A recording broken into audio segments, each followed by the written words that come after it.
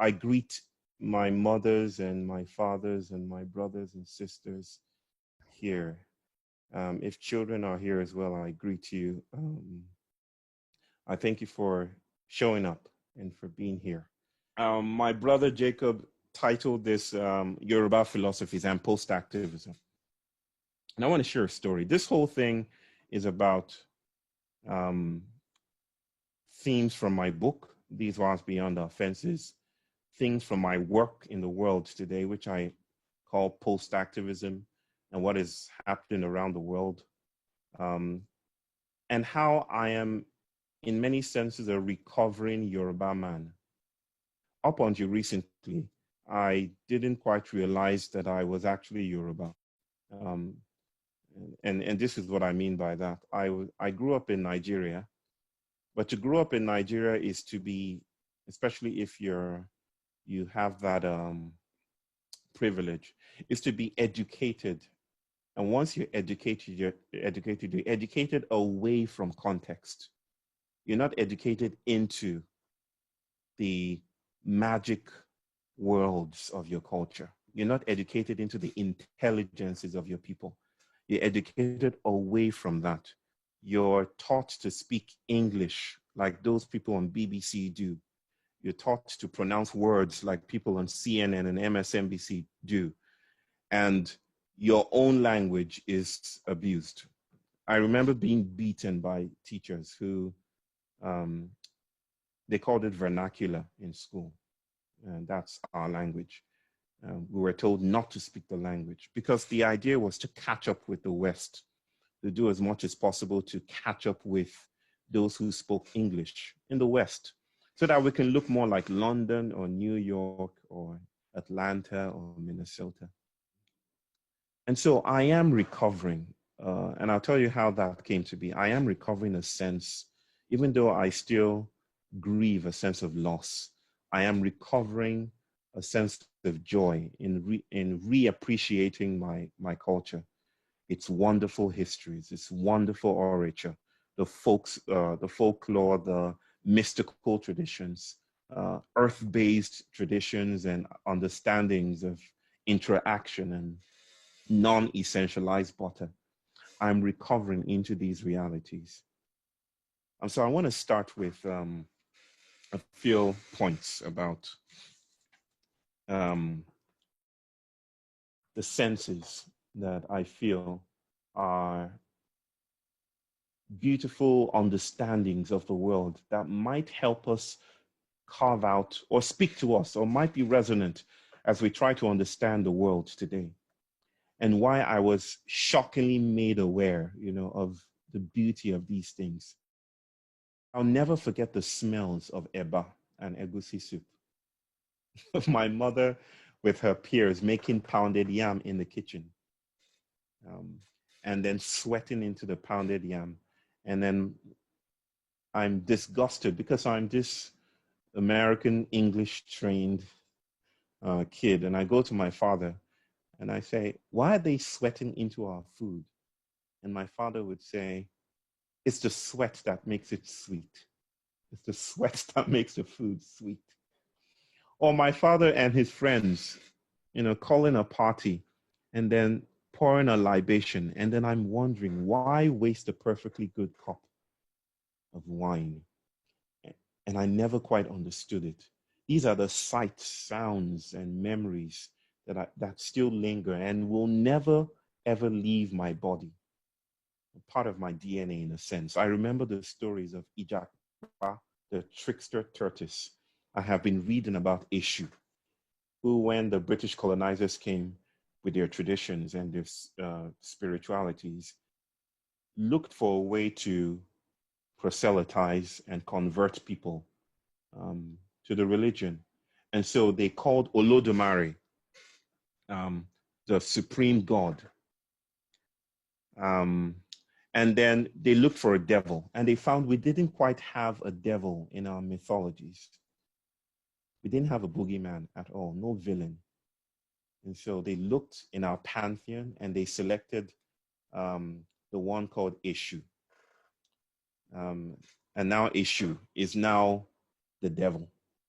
To say Eshu And if there are any Nigerians here, issue, it means devil. There's a beautiful movement, a discursive movement in Nigeria today called issue is not the devil. Issue is not the devil. And I don't think issue would mind if you met him. If you met issue and you said, "Are you the devil?" He'd be like, "Yeah, it's interesting. I don't know." It depends how you see it. He's that good a trickster.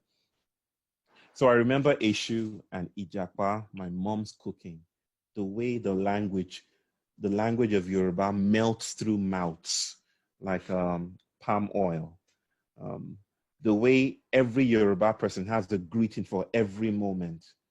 Um, for when you're sitting down, or when you're standing up, or when you're eating something, there's a greeting. It's not just good morning, good afternoon, and good night. There's a greeting for every singular moment. The way we don't have names as such, we have orikis. And for modern conveniences, we shortened our orikis to names. Orikis are actually folklore, songs that we give to our children. So that when a father once is in praise of his daughter or is just in love with his son in a moment, he sings Yoriki and tells a story about dragons or warriors or great shamans and healers just to call the son forth. But all that is shortened into names. My name actually is a story. My name is actually Bayo. Just so I could sell a book and speak to audiences around the world, I shortened it to Bayo. But my full name is Bayo, and that actually means I came home and I met joy. I came home and I met joy. And Akomolafe is a beautiful story. It says, it means one who teaches others the good life. Afe, the good life, how to enjoy, like how to party. Well, that's another thing about Yoruba people. If we know any Yoruba people, they are always dressing. We say dress to kill. Dressing to kill. We tie our geles, we hit the streets, we block the road. It's a festive carnivalesque culture. And that those traditions traveled in slave ships across the Atlantic with Eshu along with them. And they became the creolized cultures in Brazil, in America. They became Brer Rabbit. They became hip hop. And some actually say they became the Washington Monument, who is actually, not to be indelicate, the erect penis of Eshu.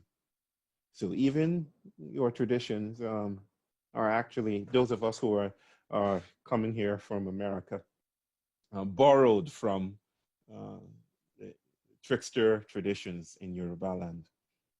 But there are other beautiful things like in senses of beauty. I just want to speak about the poetics and the aesthetics of the culture and how this is informing my work in framing a different notion of activism, which I call post-activism. So I'll just speak about three senses. Again, they're not theories, they're just artistic senses, the aesthetic, the feeling of recovery that I'm gaining from saying this counts, learning my language counts, giving my son my father's name, which my mother did, counts.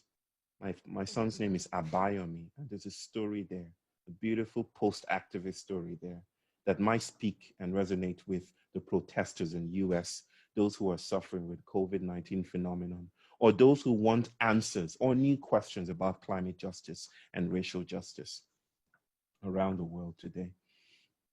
The first sense is a sense of complementarity, a sense of complementarity. I borrowed the phrase or the word complementarity from the Danish philosopher, father of quantum physics, Niels Bohr. And Niels Bohr speaks about complementarity, and that's that the world works by exclusive or exclusivity. In this guise or in this wise, in a dual slit experiment that tries to measure a particle or a wave, you can't have both at the same time. If you set up your apparatus, and I'm not going to go into the deep rabbit hole of quantum physics here. Yoruba is already enough of a rabbit hole. If you set up your apparatus to measure a particle, you've constitutionally excluded the possibility of measuring a wave. And if you set up your apparatus to measure a wave, then a particle is impossible. So this complementarity is what innovates and activates and materializes the world. That is, we are always conditioned by that which we have lost. Modernity itself is subsidized by all the things it excludes from view. There's this beautiful story, well, it's a tragic story actually, about an American woman going into a store and buying herself a bag that I read and I keep on referring to because it's a beautiful metaphor or figure of this idea, this sense of complementarity. And in her bag, in her new bag, she opened the bag and when she got home and she saw squeezed between the folds a letter with words in Mandarin, Chinese in it. She didn't know those words. She didn't know how to interpret it. So she called someone who might know and the person interpreted the words. And the words, I'm paraphrasing here because I cannot remember all the words, but it said, that I'm a prisoner in some town in China. And every day we slave to make bags like this one.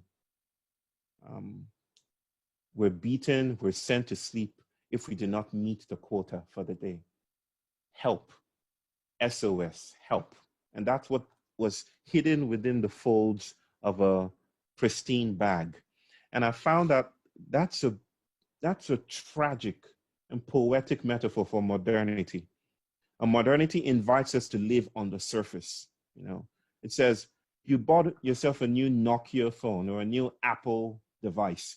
Forget about where it came from. Forget about the ingredients that were broken apart to make it happen. Just notice how it smells, how clean it looks.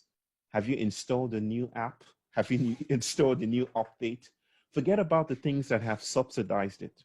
So modernity is this march towards progress, this refusal to lean towards the side.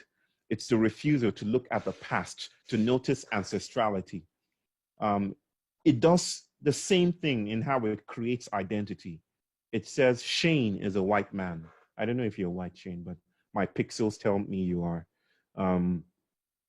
Chris is a black man. I don't know if you are a black man, Chris, but my pixels tell me you are. But that's what modernity does. It keeps us in identitarian boxes and says, tick this box. And then every of your tentacular extremities that are constantly molding and reshaping the world, that are sometimes glimpsed when we do a DNA ancestry test that tells us we're not as black as we are and we're not as white as we think we are.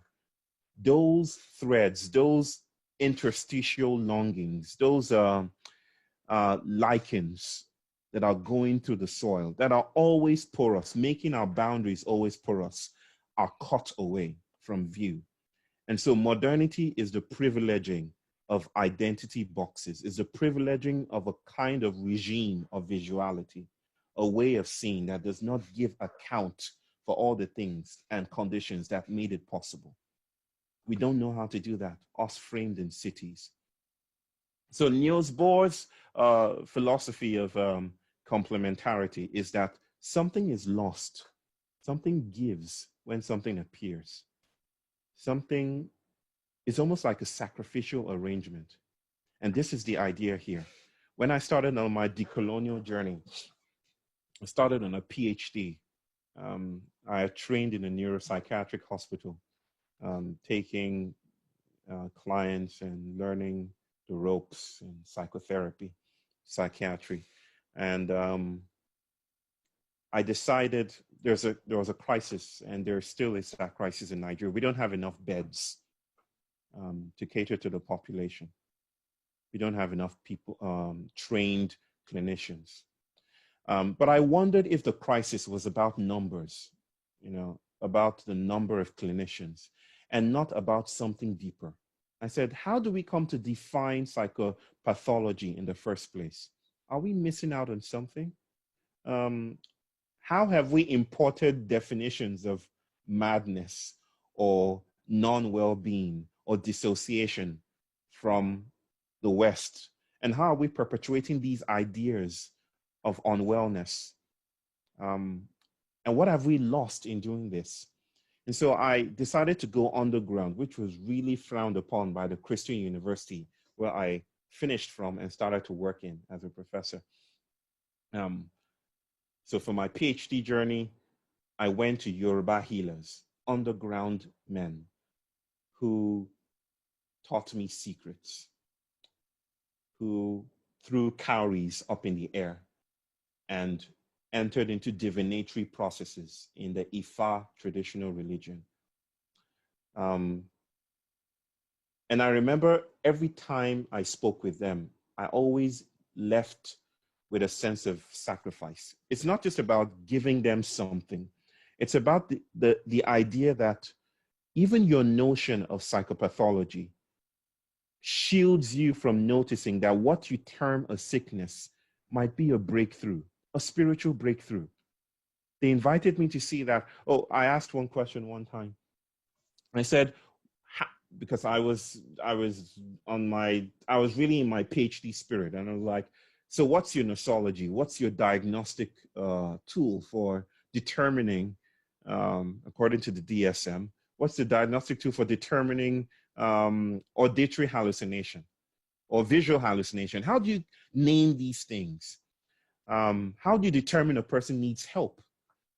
And one of them, whose name I will not mention here, said to me, why would you want to take pills or medicine if you start hearing voices? What if that's the voice of your father trying to teach you something? What if that's the voice of your mother? This was the world that I had pushed behind in my quest for progress, in my quest for ascension or transcendence, or the catch-up imperative of the global South.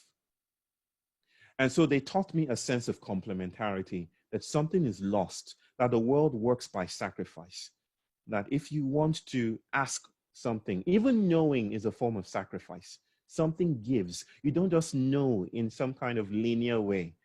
To see is to risk blindness. To not know or to know is to risk the pleasure of not knowing. Something always gives. And this is the culture that I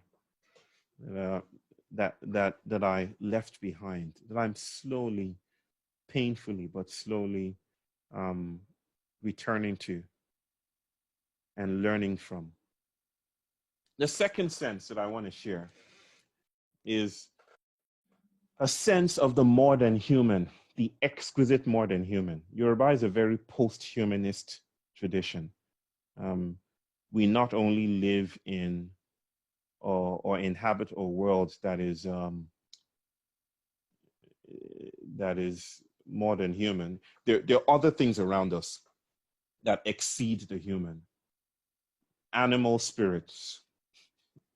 I shared a joke recently about going to the marketplace, and one of the myths in my part of the world is that if you bend down and look between your legs behind you, you will see things you're not supposed to see. That if you're in a marketplace, not just anywhere. So if you do it now, it may not work. But it's the idea that if you go to a crossroads, like a marketplace, and you bend down and look between your legs behind you, you will see very strange creatures. You will see people walking in their heads. You see spirit forms. You see monstrous figures. You might glimpse the masquerade, who is another very powerful figure in Yoruba mythology. So don't do it, is what they say. I remember trying to do it one day, and my uncle beat me up, basically slapped me upside the head and said, don't you dare do it. So this idea that the world is imbued with conspiracies. Yes, like that voice that just came in, that something is always popping in unexpectedly that something is always lurking behind the corner. Um, that if you go deep into the forest, deep enough, if you leave the highway long enough, you will happen upon a spirit or two. And by spirit, I don't mean a ghostly Hollywoodized figure. I mean, you would witness beings, embodied beings, that put paid or dismantle or unsettle or disturb the centrality of the human body. And so even the concept of Aye comes from a realization that agency is not primarily human. Freedom is not primarily human. Choice is not primarily human. We participate in a world that exceeds us. When we move our hands, we're moving with ancestors, we're moving with microbial worlds, we're moving with bacterial forms. To do anything is to do with, which is why where I got the idea of witnessing, that we don't just witness the world, we witness the world. To see is to see with. Seeing is a political enterprise. Every gesture is haunted by that which is invisible, which is why I think of the COVID-19 phenomenon as an insurgency of the invisible, an eruption of those things that resist articulation and intelligibility. That's the modern human. And finally, a sense, no, I think I have one more that I wrote down. A sense of dispersal. What do I mean by that? Yoruba people are a very tricky nation. Even the word Yoruba is said to have come from Muslims, the Hausa people up north, so that we don't actually have a stable name. There are hundreds of dialects in this category that they call Yoruba. But across the Atlantic, in the Caribbean, we are known as Lukumi, Aku, and other names, so that there isn't a coherent, we're like sand, you see. There isn't a coherent Yorubaness. There isn't an essence to it. So Yoruba people tend to speak about two kinds of Yoruba people, and not kinds in terms of categories. It's just by a way of conversation here. The Itonkanle, and I'm not even sure I'm pronouncing that well, and the Awonile and the Itokale. The Awonile are those that are closer to the hometown, what they call the Yoruba land. But the Itakonle are the dispersed, those who have spread out abroad, those who have become creolized in other traditions, those who have led or created a Santeria religion or Gayap culture in Trinidad and Tobago, those who have done other things in the Caribbean or in the so-called New World. And hidden in this idea that we are spread out and we're at home is the idea that place is never still, that home is never final. There is no sense of arrival, which is why if you go to Yoruba person in Nigeria and you were apologetic for wearing Yoruba dresses, like, I'm so sorry, I come from the West and we're taught not to culturally appropriate clothes and languages from people of your culture, I'm so sorry. That person would probably look at you and laugh, like, wear it. Go ahead. You're spreading out. You're doing us good. Spread it. Speak our language. And that is not to dismantle or disparage the real concerns that come with appropriation. And of course, the struggles and resistances that come with people who want to keep their cultures from being bastardized or being instrumentalized by modern arrangements. And yet there is a sense, this is a different ethical approach, a sense of freedom, a sense of the trickster that innovates Yoruba culture, that go ahead, speak the language. I have a German brother who speaks more Yoruba than I do. And we held a workshop. We held a workshop together in North Carolina, I think 2 years ago. And people were baffled that he was speaking more Yoruba than I. And I said, this is Yoruba. Yoruba is not just Awonile. Yoruba is Itokonle. It's the spread out. Those that are yet to come. Our ancestors are yet to come. A white woman, and this is, I paid attention to this in my book. A white woman came, I think from Holland, from somewhere in Europe, and became almost a goddess in Yoruba land. She was so powerful and priestly and majestic that she took children, she took Yoruba children to herself, and she was able to save a Yoruba shrine from government encroachment. She's so revered by Yoruba people today. They call, I think they call her the White Witch or something like that. But the idea that a stranger can come and take on those traditions doesn't fit too neatly in the ethical traditions of the West. And yet the Yoruba people embrace it because they know they're not quite still themselves. They're incoherent. And yet this incoherence is a form of gift, is a form of abundance, is a form of freedom. And finally, the sense that I want to speak to is the sense of the crossroads or the orita. And this is where I say this all the time. The times are urgent. Let us slow down. And many people hear that and say, what Bayo is saying is we should reduce the speed of what we're doing, do a little yoga, pull out a mat, go on a holiday. That's not what I mean. That's not the sense here. The sense of slowing down is not a function of reducing one's speed. It's a function of waiting at the crossroads and allowing oneself to be met by beings greater than ourselves. The crossroads is the trafficking of bodies, spiritual, material, spiritual. You know, modernity is the construction of highways. And so the Yoruba people have a spiritual understanding that justice doesn't lie at the end of the highway, which is why it seems to be so elusive, just retreating further and further into the distance. What happens when the highway becomes famished itself? When I'm going on this highway, I'm trying to get to the city on the hill, the promised city, heaven in the distance. But no matter how I down that throttle, I'm getting no closer. When will justice come? Yoruba people and their understanding of orita is that, or the crossroads, or the, poetically speaking, the place where the three ways meet, orita. Their understanding teaches people that what to do on the highway, and when you find yourself on a highway and the highway is proliferating speed and never arrival, the thing to do is to notice the crossroads and to shape-shift into a different form that cannot be encoded or put into an algorithm by the highway. In a sense, we are creatures of the highway as people in modernity. Our activisms are shaped by this notion of the highway. We want to speed up.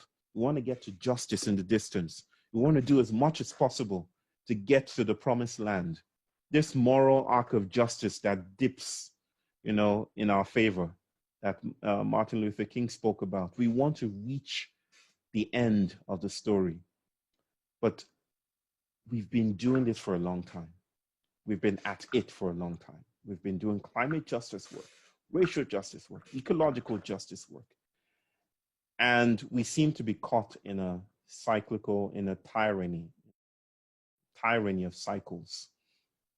What to do, Yoruba people would say, is to learn how to fall to the side, is to learn how to slow down. And slowing down is not reducing the speed, because that's what the highway wants you to do, a binary, speed up or slow down.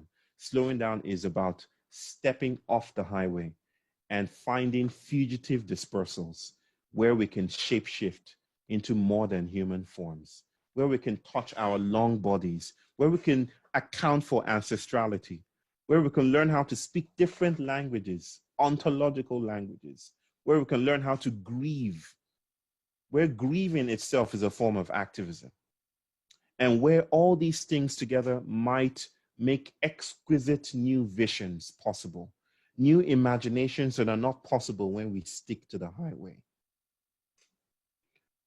So when Yoruba people say, slow down, I framed it that way. It's reading Yoruba traditions. But I want to honor the wisdom that gave birth to that frame.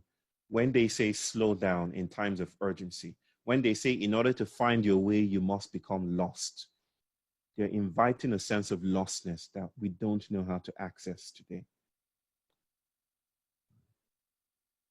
They're inviting a monstrous opening of the body, a wound dehiscence, a pollination by other beings.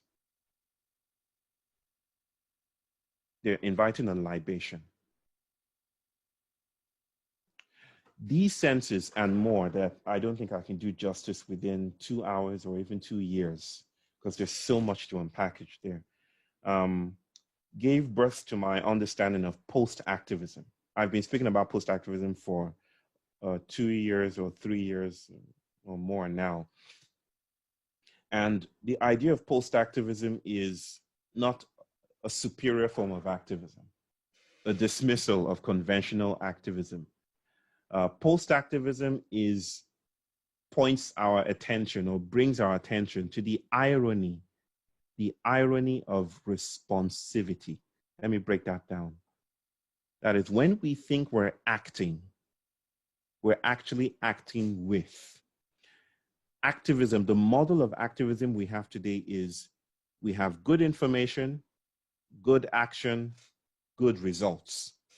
If we have the intention, the political will, the political resources, if we put this in an algorithm, we can find the results we're looking for. It's a model of design, but it's a very humanistic model. It's a model that centralizes human agency. What we're learning today, not just in Yoruba cultures, but in quantum physics, in feminist explorations of agency and technosciences, we're learning that we never act alone. That to sit down is to sit down with things around us. That agency is never unspoiled, never pure. That when we act upon the world, even with the truest and the most beautiful of intentions, we're acting within a space, within an assemblage of other kinds of bodies. I remember a friend of mine told me once that he's a permaculture artist, and he told me, I want to get people off Facebook. And I was like, yeah. It's a very American yeah, because he's American. I was like, yeah. And he's like, yeah, I'm going to do it. I'm going to get people off Facebook. And I was like, tell me how you're going to do it. We're in California together. And he said, I'm going to open a Facebook page where we can get people off Facebook. And the irony of that was lost on him. The idea that he was acting within the same world, the same paradigm that he seeks to refute, that he seeks to exceed, using the master's tools in a way. And even if it wasn't Facebook, if it was some other kind of company, the lesson to learn here is that we will often reinforce the very conditions we're trying to escape in our bid to escape it. We will often reinforce those traditions, those ideas, those ideologies. We're tethered and anchored in ways that our rationalistic systems do not know how to comprehend. We're dealing with something more than just an organizational protocol or a bureaucratic form of social justice reform. We're dealing with much more than racial justice training here. Something deeper wants to be met, something that exceeds that box that we're so used to, the algorithms, the equations we're used to. Post-activism helps us notice the material irony of responsivity. Responsivity is a fancy word for capability. what we're capable of doing, what we're responsible to. It helps us, it brings us to a place, and this is a fugitive definition. I tend to refuse to define post-activism because it's a fugitive thing. It escapes definitions. It escapes the plantations of sterilization or categorization. But I could say about post-activism that it brings us to a place of noticing the inherent instabilities of agency and power. And here's a story about how the slaves on the ship, on the slave ships, those 11 million people transported across hundreds of years, how they undercut the powers that were dominant. They tried many times to resist in terms of defeating them, but that didn't quite work. And the others had firepower that they didn't have. I learned a story, and I started to decolonize, and I don't want to say decolonize myself as if it's a simple thing to do. But as I started to relearn and recover into the sweltering heat of Yoruba culture, I asked myself a question that was disturbing for me at the time, that if these gods, Yoruba gods, Eshu, Yemoja, Ogun, Shango, Olodumare, Oshun, if all of them are powerful, as the traditions say they are, why is it that they didn't do anything when the ships came? Why didn't they fight back? Is it that firepower, guns, black powder? Was it that all of that was, was it that they were more powerful than our gods and goddesses and spiritual traditions? And then I learned from one of my literary elders, I've never met him, that it's not that they're more powerful. It's that our notion of power living in modernity is impoverished. We constitute power as a determination of other kinds of bodies. I have power over you when I can control you. But in a relational world, in a processual world, in a performative world where things don't exist, only relationships exist. In that kind of world, control is never entire. There are cracks even in the punch, even in the boot that stamps on my neck. There are cracks, there are openings that the person who wears that boot can never account for or does not know how to articulate. I learned a different notion of power that led me to write a poem about the breaking open of the back with the slave whip. By whipping open my back, you might think you're undoing me, but you're also undoing yourself. And we're both undone in this moment. Power found a way to undercut colonial power, imperial might. How did it do that? It found other places of power. It exposed the inherent instability of colonial might. And what happened in the New World? They created the rich Caribbean cultures of reggae music. They created Gayat communities. They created Rastafarian art. They created all the traditions today that now live in those beautiful places. And then another thing that I learned is that Eshu, the trickster, actually traveled with the slaves. And not just traveling with the slaves, he brought the ships in the first place, which was shocking to me. He brought the ships in the first place. Yes, there's a story told that Ogun, the god of war, saw that the ships were coming and he mounted up an insurgency. Let's go take them down. And Eshu, the trickster, met him on the way and gave him wine or palm wine and put him to sleep. Why? He wanted to travel and see the world. It doesn't seem like a good justification for slavery, but it was never meant to be a justification, because in a trickster's world, justifications are absolutely missing. Justifications don't exist. Only emergencies, or emergence, I would say. Only lonely becomings are heard or felt. So post-activism is the coming to touch the material agency of the assemblage, not just a human agent that is supposedly the fulcrum of social change. It's also coming to other places of power. When power is not working for you, when power is not working for us, then we cannot use power to claim power. I think it's a powerful example of what is happening in the United States today. I think justice will not do. Whatever resolution or closure we seek for those, who have been hurt and killed and murdered on the streets, justice will never do, because justice is also part of the apparatus, the system that seeks closure.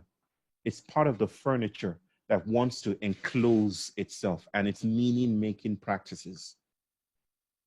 Post-activism is the way, an opening to a constellation of practices that might help us compost ourselves, compost our boundaries as human beings, learn to ask new questions, if that might be possible. So it's a practice of failure, I would say, because fugitivity is failure, but not the failure that modernity has taught us, the failure that makes everything possible, the trick that makes everything possible. That's the kind of failure I'm talking about. So let me end somewhere around here. I'm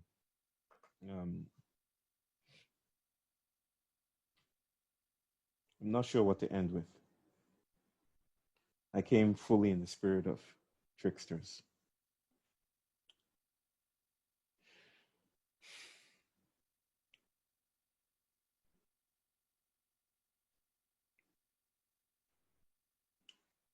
In these past few days here in India, I've been doing a lot of work with my family. I've been traveling for a long time, and suddenly I find my feet are no longer poised in midair. I'm learning to be at home again. I'm learning the wisdom of my daughter, Alethea. But I'll tell you a story that I've told many times. Some of you may not have heard it. And it's a story about how my daughter taught me the evocative cacophony of the world that I do not even know how to see or glimpse yet. We were in Richmond, Virginia, which I heard this morning. Protesters had burned down a police station or something like that. And we're living there, just hanging out with my sister-in-law. And one day, my daughter said to me, she was 2. She said, let's go for a swim. I don't know how to swim. But earlier that morning, I had sworn, I see my big mother, Auntie Signy here. She's heard this story many times. Early that morning, I wanted to do a yes man experiment. The experiment was to say yes to everything my daughter would ask me to do. An experiment I haven't conducted ever since because it was too dangerous for me and for her. But she said, Dada, let's go swim. She calls me Dada. Dada, let's go swim. And I said, yes, of course, yes. I'm sticking to my routine. Let's do it. So I felt, yeah, I would wade in the water. I would hold her, put the thing around her and she wouldn't drown or anything. We'll be fine. And there's a person there to pull us out if we drown anyway. And so we started to march to the swimming pool, which is just a few feet away. When instead of heading to the swimming pool, she turned to a river nearby, a lake nearby. And for some reason, she felt that was the swimming pool, which is confusing because we had been swimming together as a family. But yet she felt the lake was a swimming pool.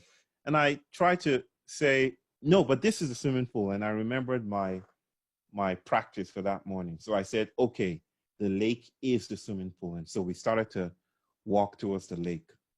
Midway to the lake, she said, Dada, stop, remove your slippers, put on my own slippers, and I'll wear your slippers.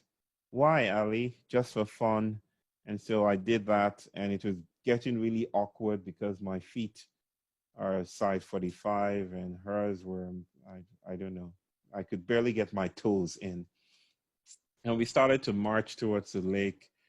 People were jogging nearby and looking at us awkwardly. I was getting afraid that I might be arrested or something worse. And then we got to the side of the lake, and she just stopped and stood still. That was it. That was it. She stood still and did nothing. Absolutely. I can still remember her face, just her very toddling face, just looking into at the lake and saying absolutely not, like she was beholding uh, the regress and progress of angels from heaven um, and on earth. And I wanted to understand her sense of wonder, but more importantly, I wanted to establish a father-daughter moment. So I wanted to share, create a Kodak moment, is what I called it. I wanted to tell her about the things I was learning about Yoruba people, her own grandfather, with whom she never met. And I started to speak, and I said, Alethea, I've always wanted to tell you. And she just said, shh, Dada, shh. No talking, Dada, no talking, um, which was shocking. And so I kept quiet, and we just stood there. And minutes rolled into longer minutes, and longer minutes rolled into really, really awkward minutes where just two figures standing. And on the book, they captured both of us standing, holding each other's hand and just doing absolutely nothing on the front cover of the book. But I don't know how to tell you this, folks, because immediately or at some moment in time, I had a spiritual experience. The lake didn't divide into two. I didn't get a halo. I didn't levitate. I didn't hear a voice.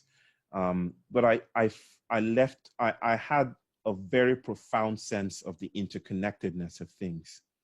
And not in the woo-woo sense that is probably popularized today. Like, if you've ever stood still, with an intention to gain some kind of inward access to the things that we rudely call selves, but in beholding the things around us, the things that we sometimes don't grant the light of day in our discussions about what matters, the material world, the material, spiritual, discursive world. I just stood still like Solomon of old would have stood still.